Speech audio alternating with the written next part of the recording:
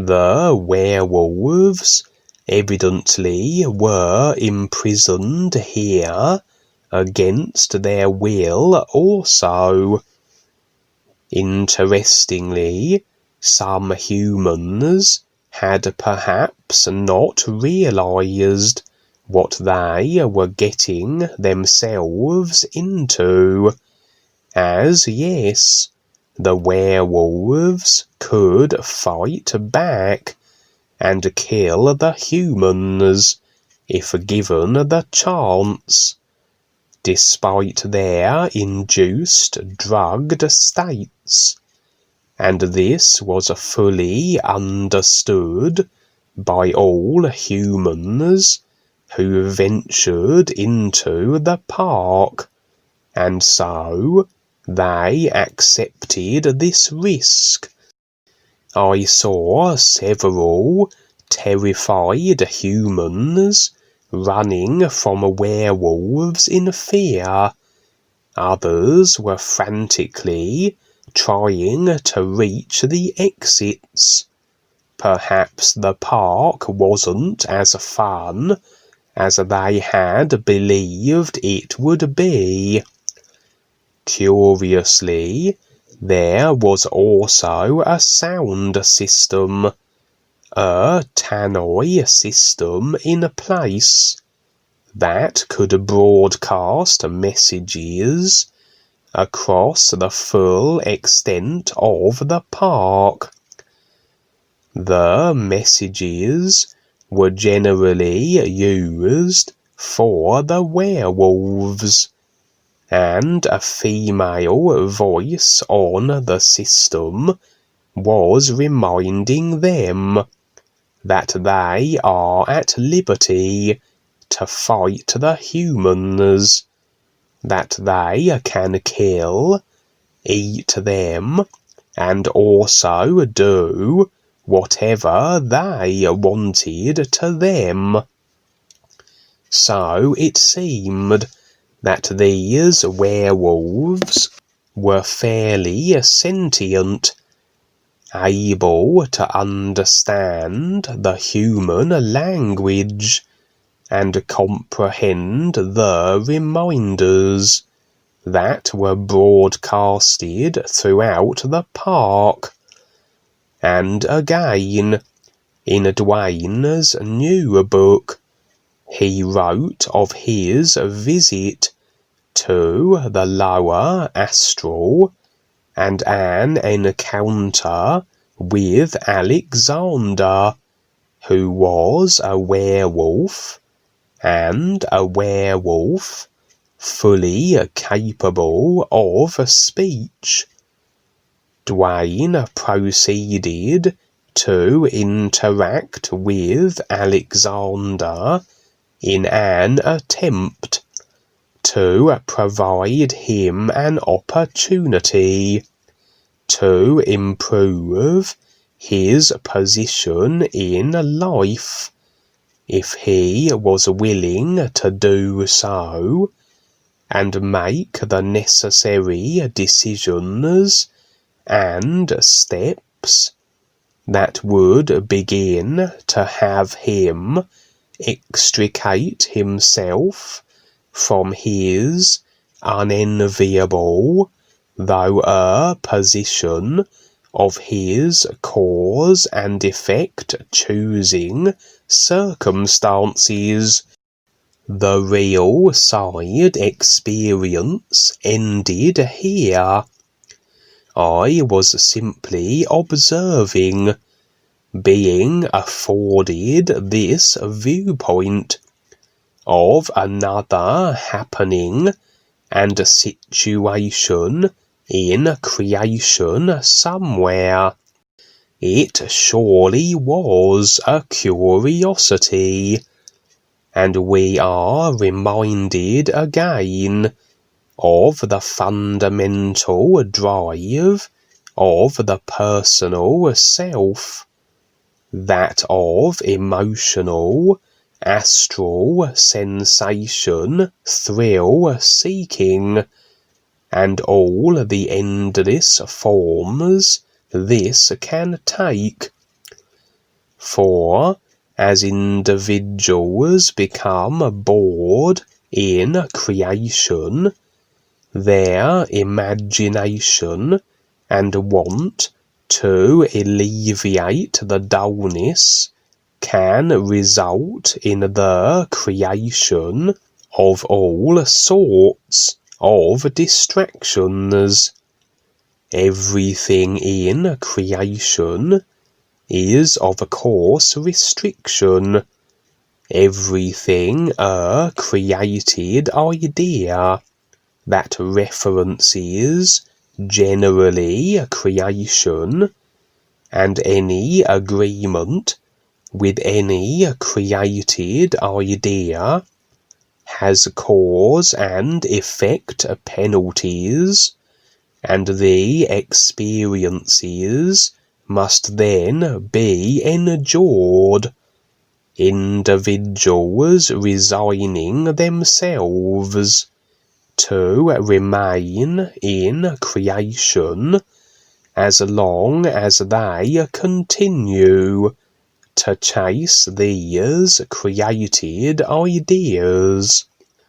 With most people motivated through the endless stimulating of the sensation astral body, the created ideas and those they agree with will be along these lines, generally of an emotional, thrill-seeking variety. The controllers of the world, the reptilians, will know this also, and constantly create distractions of an emotional persuasion to claim the focus, attention, and agreement of all those they have enslaved, ensuring endless unconscious lifetimes under their dominance. Nothing is negated. You can decide and have whatever you want. Your position in life can be as limited or as expansive as you decide it to be. For if you continue to chase the thrills, to do what you always have done, to constantly sit in the same routines and consider nothing beyond what you always have, then your experience will remain as it always has, but with the additional sobering consideration that with the agreement to systems of restriction ideas created by the reptilians, the effect overall will be a reflection, and worse life conditions and positions will be the result. Compounded restricted consciousness will equal a more constrained and abrasive experience of more dire and desperate circumstance. The real side experience here was another expression of individuals alleviating their boredom, of finding another means by which they can stimulate their astral sensation body of creating something else that will satisfy their insatiable emotional self, but undoubtedly they would be unconscious and unaware of the effects they are creating for themselves. And the more abusive the creations and those created ideas they agree with, and the more sordid and twisted distractions they pursue that are their sensations, the more dire will be their effect experiential consequences, and also more dire will be their projections into future lifetimes, as everything equals itself. For the werewolves in this experience, as with any individual, where they find themselves, their circumstances and situations can only be so due to what they have decided, or been marketed, coerced, forced, or tricked into agreeing with, which amounts to the same thing, the decision that makes the experience possible. It's very conceivable that, to have found oneself in the form of a werewolf, the created consciousness must be of a rather dark construction, and this would very likely have such creatures find themselves in dire situations, such as Alexander the werewolf, in the lower astral hell realms, or in this theme park here, and being the cause and effect karmic recipient of the abuse they were receiving, and the undesirable life circumstances they were in. For the created consciousness, the attitudes, considerations, assumptions, and agreements that make up its construction forges the ongoing creational experience that we are restricted to, until the point where the real you decides to become more aware, decides the journey to recognize the true reality, begins a process of steps to see and be more, to sing the new you song,